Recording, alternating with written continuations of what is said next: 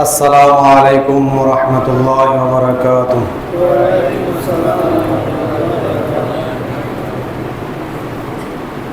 الحمد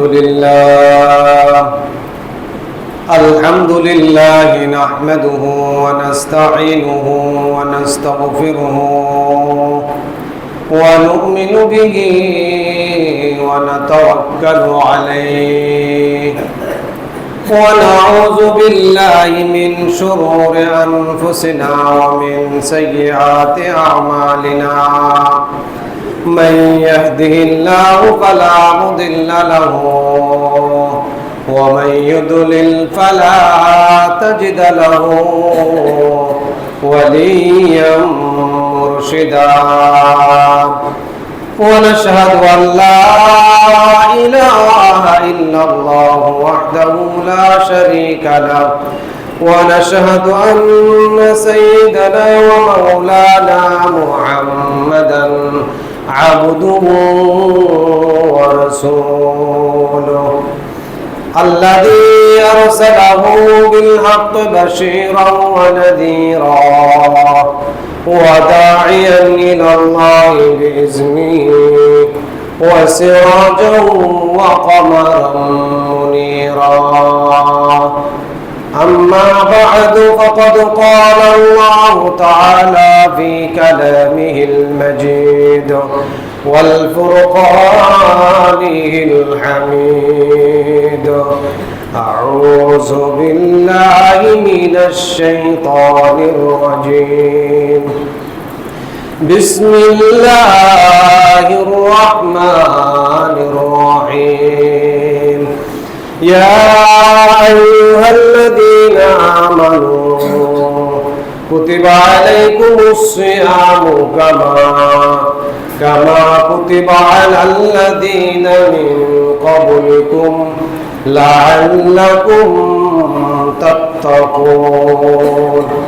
وقال صاحب القرآن صلى الله عليه وسلم: الصيام جنة يستجر بها العبد من النار، أو كما قال عليه الصلاة والسلام. سبحانك لا علم لنا إلا ما علمتنا إنك أنت العليم الحكيم. إن الله وملائكته يصلون على النبي يا أيها الذين آمنوا صلوا عليه وسلموا تسليما. আমরা সকলেই মুহাব্বতের সাথে পড়ি: আল্লাহুম্মা সাল্লি আলা মুহাম্মাদিন ওয়া আলা আলি মুহাম্মাদিন কামা সাল্লাইতা আলা ইব্রাহিম ওয়া আলা আলি ইব্রাহিম ইন্নাকা হামিদুম মাজিদ. اللهم بارك على محمد وعلى آل محمد كما باركت على إبراهيم وعلى آل إبراهيم إنك حميد مجيد. بلغ العلا بكماله كشف الدجى بجماله حسنت جميع خصاله صلوا عليه وآله.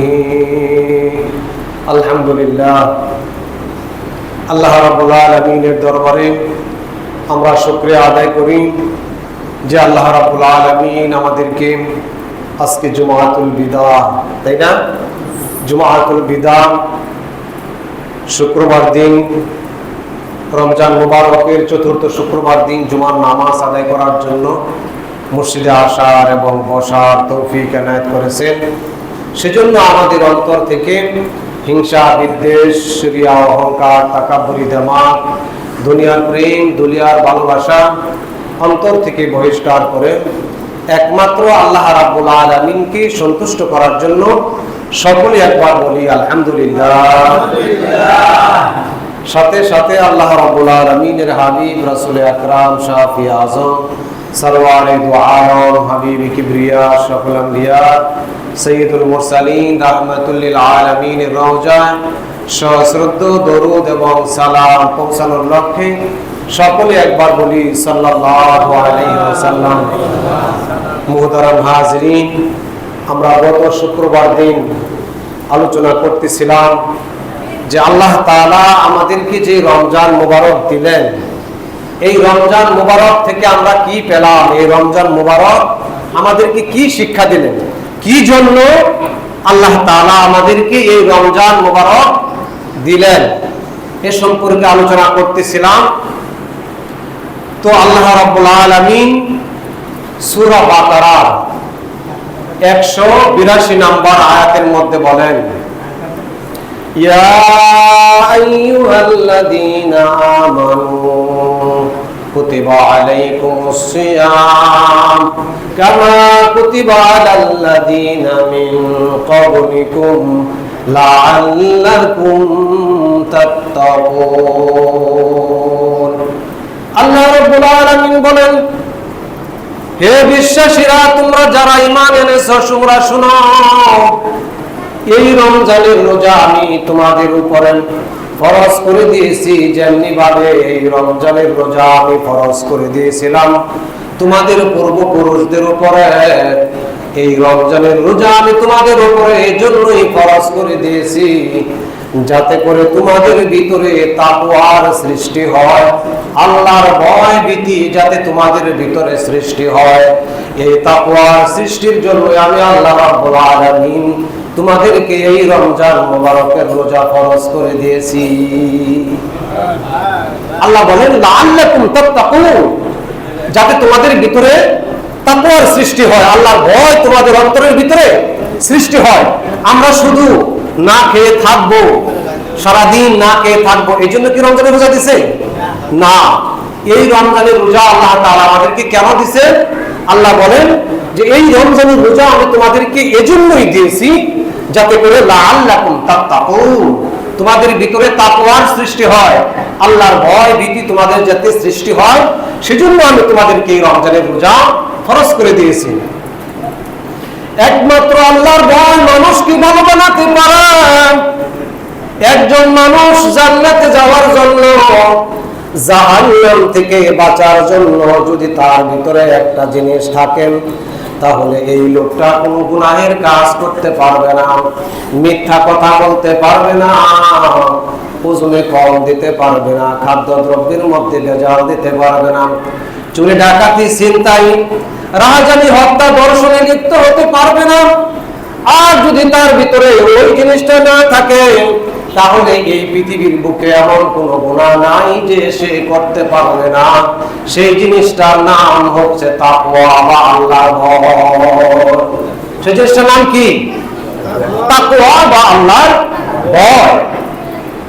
যদি ভিতরে আল্লাহ রাব্বুল আলামিনের ভয় থাকে, আল্লাহ রাব্বুল আলামিন আমাকে দেখতেছেন, আমার কথা শুনতেছেন, এই ভয় যদি মানুষের অন্তঃকরণের ভিতরে থাকে, এই পৃথিবীর কোনো মানুষ আমাকে না দেখলেও, আমার কথা না শুনলেও আল্লাহ রাব্বুল আলামিন আমার কথা শুনতেছেন, আমাকে দেখতেছেন, এই ভয় যদি মানুষের অন্তঃকরণের ভিতরে থাকে, তাহলে এই লোকটা কোনো গুনাহের কাজ করতে পারবে না, শয়তানি বদমাশি করতে পারবে না, ওজনে কম দিতে পারবে না, খাদ্যদ্রব্যের মধ্যে ভেজাল দিতে পারবে না, দুধের মধ্যে পানি মেশাতে পারবে না, কোনো অন্যায় কাজ করতে পারবে না, চুরি ডাকাতি ছিনতাই হত্যা ধর্ষণে লিপ্ত হতে পারবে না।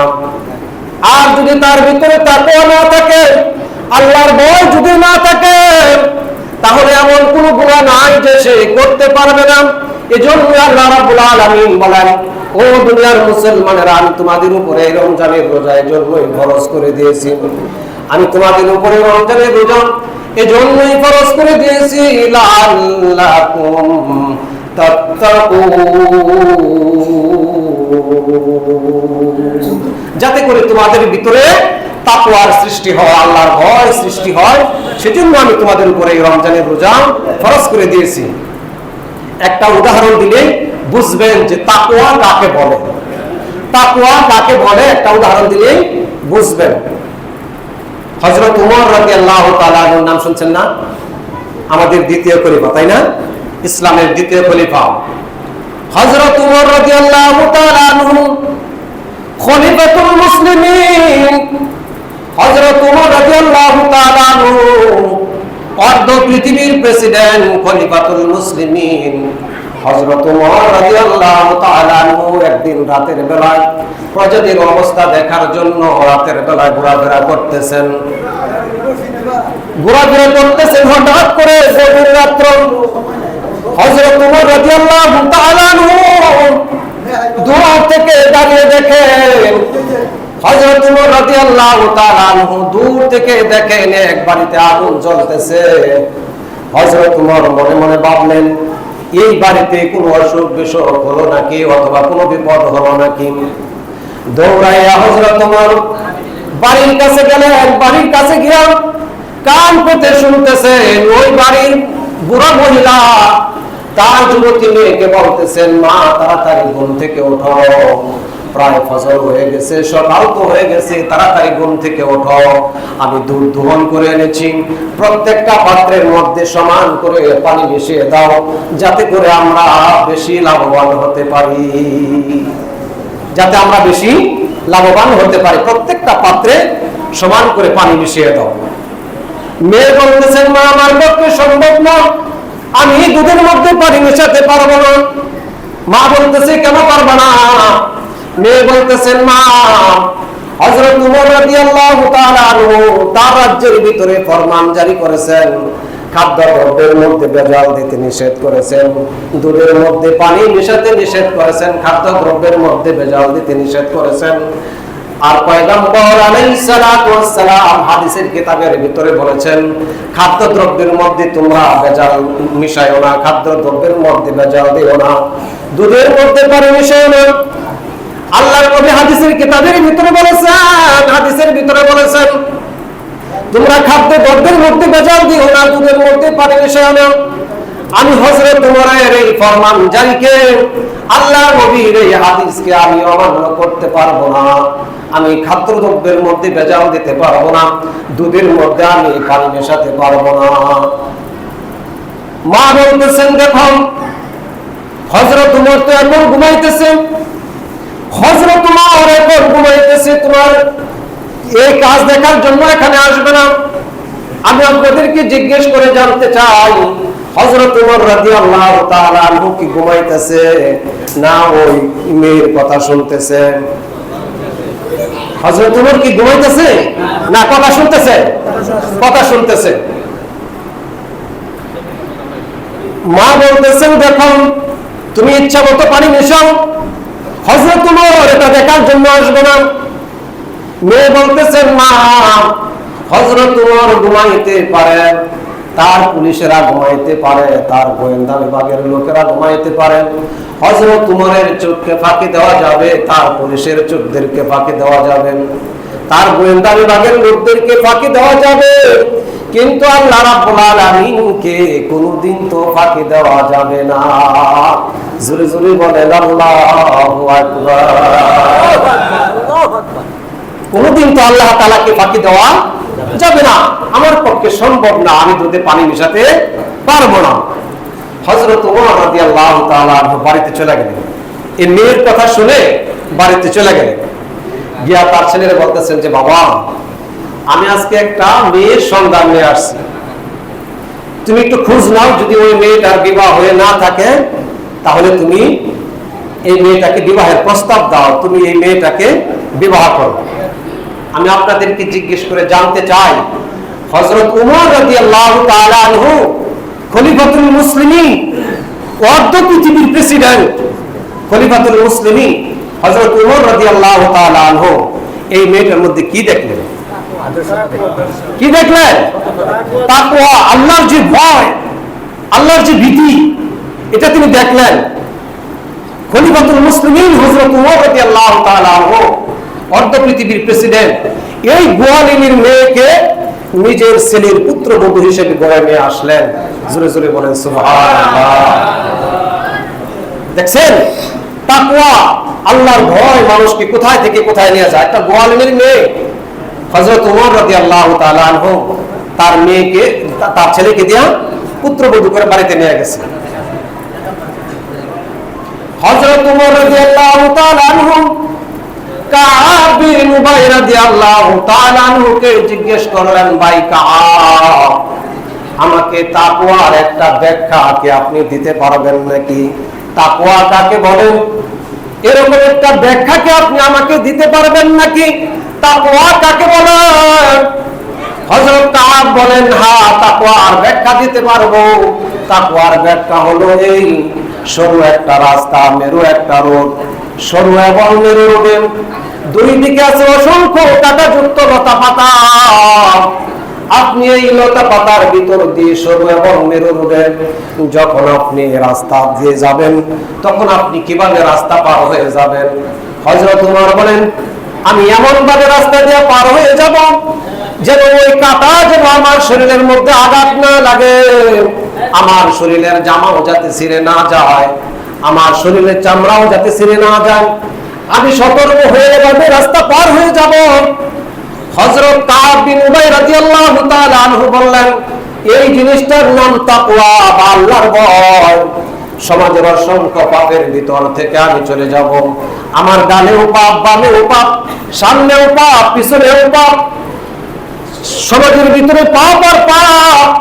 আমি সেই পাপের ভিতর থেকে আমি চলে যাব। পাপ যেন আমাকে স্পর্শ করতে না পারে, পাপ যেন আমাকে ধরতে না পারে। এই জিনিসটার নাম হলো তাকওয়া বা আল্লাহর ভয়। এই তাকওয়া সৃষ্টি হওয়ার জন্যই আল্লাহ তাআলা আমাদের উপরে কি করছেন? এই রমজানের রোজা ফরজ করছেন। লম্বা জামায় মানুষের তাকওয়া হয় না, লম্বা টুপিতে মানুষের তাকওয়া হয় না, পাগড়ি একটা বাদলাম এতে মানুষের তাকওয়া হয় না, লম্বা দাড়িতে মানুষের তাকওয়া হয় না। আমি আমার এই কথার দ্বারা লম্বা জামাকে, লম্বা দাড়িকে, পাগড়িকে আমি খাটো করে দেখছি না। আমি ওই কথাটাই বুঝাইতে চাইছি। আল্লাহর নবী যে কথাটা হাদিসের ভিতরে বুঝাইছেন, আমি সেই কথাটাই আপনাদের সম্মুখে বলতে চাই। আল্লাহর নবী তার নিজের শাহাদাত আঙ্গুলি দিয়ে বুকের দিকে ইশারা করে বলেছেন, আত্তাকওয়া হাহুনা, আত্তাকওয়া হাহুনা, আত্তাকওয়া হাহুনা। তিনবার বলেছেন যে তাকওয়া থাকে মানুষের অন্তরের ভিতরে, তাকওয়া থাকে মানুষের দিলের ভিতরে। এই তাকওয়া মানুষের অন্তরের ভিতরে থাকে। আমার কথা, আমার কাজে, আমার চলাফেরায়, মোটা ব্যবসা বাণিজ্যে, চলাফেরায়, খেতে খাবারে, চাকরিতে, সব জায়গায় আমার তাকওয়ার বহিঃপ্রকাশ ঘটাতে হবে। তাহলে আমার ভিতরে যে তাকওয়া আছে এটা প্রমাণিত হবে। ঠিক কিনা বলবো? আমার ভিতরে যে তাকওয়া আছে, আমার ব্যবসা বাণিজ্যে, খেতে খামারে, চলাফেরায়, ওঠা বসায়, সব জায়গায় আমার তাকওয়ার বহিঃপ্রকাশ ঘটাতে হবে। তাহলে আমার ভিতরে যে তাকওয়া আছে এটা কি হবে? প্রমাণিত হবে। মুহতারাম হাজিরিন, এই রমজানের এই রোজাগুলো আমরা এত কষ্ট করে রাখলাম। এই রমজানের রোজাগুলো আমাদের কাছ থেকে প্রায় বিদায়ের পথে, তাই না? রমজানের রোজাগুলো আমাদের কাছ থেকে প্রায় বিদায়ের পথে, আমাদের কাছ থেকে বিদায় হয়ে চলে যাচ্ছে। মুহতারাম হাজিরিন, এই রমজান আমাদেরকে কি দিয়ে গেল? এই রমজান আমাদেরকে কি দিয়ে গেল? হাদিসের কিতাবের ভিতরে আসছে, বাইহাকি শরীফের একটা হাদিসের মধ্যে আসছে, আল্লাহর নবী বলেন যে ঈদুল ফিতরের দিন যখন আসে, ঈদুল ফিতরের দিন যখন আসে, তখন আল্লাহ তাআলা ফেরেশতাদের সাথে গর্ব করে বলেন, ও ফেরেশতারা বলো তো, যে শ্রমিক পুরোপুরি ভাবে তার দায়িত্ব পালন করে তার বিনিময় কি হইতে পারে? আল্লাহ তাআলা ফেরেশতাদের সাথে গর্ব করে বলতে থাকেন যে, ও ফেরেশতারা, যে শ্রমিক পুরোপুরি ভাবে তার দায়িত্ব পালন করে তার বিনিময় কি হইতে পারে? ফেরেশতারা বলেন যে, রব্বুল আলামিন, তার বিনিময় হইল পুরোপুরি ভাবে তার প্রতিফল দিয়ে দেওয়া। আল্লাহ বলেন, ও ফেরেশতারা, আমার বান্দী এবং বান্দাদের উপরে আমার নির্দেশিত ফরজ কাজ তারা আদায় করেছেন। অতঃপর তারা তাকবীর বলতে বলতে দুয়ার জন্য ঈদের মাঠে যাচ্ছে। আমার ইজ্জত বুজুর্গি এবং মর্যাদার কসম তোমরা সাক্ষী থাকো, আমি আল্লাহ রাব্বুল আলামিন আজকে তাদের দোয়া কবুল করে নিব। সুবহানাল্লাহ। আমি আজকে তাদের দোয়া কবুল করে নিব। এরপর আল্লাহ তাআলা বান্দাদেরকে উদ্দেশ্য করে বলতে থাকেন যে ইরজিউ, তোমরা বাড়িতে ফিরে যাও। আল্লাহ বলেন যে ইরজিউ, তোমরা বাড়িতে ফিরে যাও। কদ গফারতু লাকুম, আমি আল্লাহ রাব্বুল আলামিন তোমাদের জিন্দেগীর সমস্ত গুনাহগুলো maaf করিয়া দিলাম। শুধু তাই না, আল্লাহ বলেন ওয়া বাদদালতু সাইয়্যাতিকুম হাসানা। আল্লাহু আকবার। আল্লাহ বলেন ওয়া বাদদালতু সাইয়্যাতিকুম হাসানা। শুধু তাই না, তোমাদের জিন্দেগীর যত গুনাহগুলো আছে আমি আল্লাহ রাব্বুল আলামিন তোমাদের জিন্দেগীর সমস্ত গুনাহগুলো আমি মুছে দিব না, ফেলে দেব না। এই গুনাহগুলোকে আমি আল্লাহ রাব্বুল আলামিন তোমাদের জিন্দেগীর যত গুনাহ আছে সব গুনাহগুলোকে আমি আল্লাহ নেকিতে ভরপুর করে দেব। আল্লাহ, আমাদের গুনাহগুলো আল্লাহ কি করবেন না? মুছে দিবেন না। এই গুনাহগুলোকে আল্লাহ তাআলা কি করবেন? ঈদের দিন সকালবেলা এগুলা নেকিতে পরিণত করে দিবেন। আল্লাহু আকবার, আল্লাহু আকবার। দেখছেন আমাদেরকে আল্লাহ তাআলা কত মেহেরবান। এই যে আমরা দীর্ঘ 1 মাস রোজা রাখলাম, এই রোজার পরিবর্তে আল্লাহ তাআলা আমাদেরকে জীবনের সমস্ত গুনাহগুলো মাফ করে দিবেন। এই গুনাহগুলো আমাদের আমলনামা থেকে মুছে দিবেন না, এই গুনাহগুলোকে আল্লাহ তাআলা নেকিতে পরিণত করে দিবেন। আমরা আল্লাহর কাছে দোয়া করি আল্লাহ তাআলা যেন আমাদের এই রমজানের রোজাগুলো কবুল করে নেন এবং আল্লাহ তাআলা আমাদের সবাইকে এই রমজানের পুরা বরকত দান করুক। সকলে বলে আল্লাহুম্মা আমিন। আমাদেরকে আল্লাহ তাআলা পরিশেষে যেন আমাদের সবাইকে বেগুনাহ মাসুম বানাইয়া আল্লাহ তাআলা আমাদেরকে জান্নাতুল ফিরদাউস নসিব করেন। সকলে বলে আল্লাহুম্মা আমিন। ওয়া আখিরু দাওয়ানা আলহামদুলিল্লাহি রাব্বিল আলামিন। আসসালামু আলাইকুম ওয়া রাহমাতুল্লাহি ওয়া বারাকাতুহু।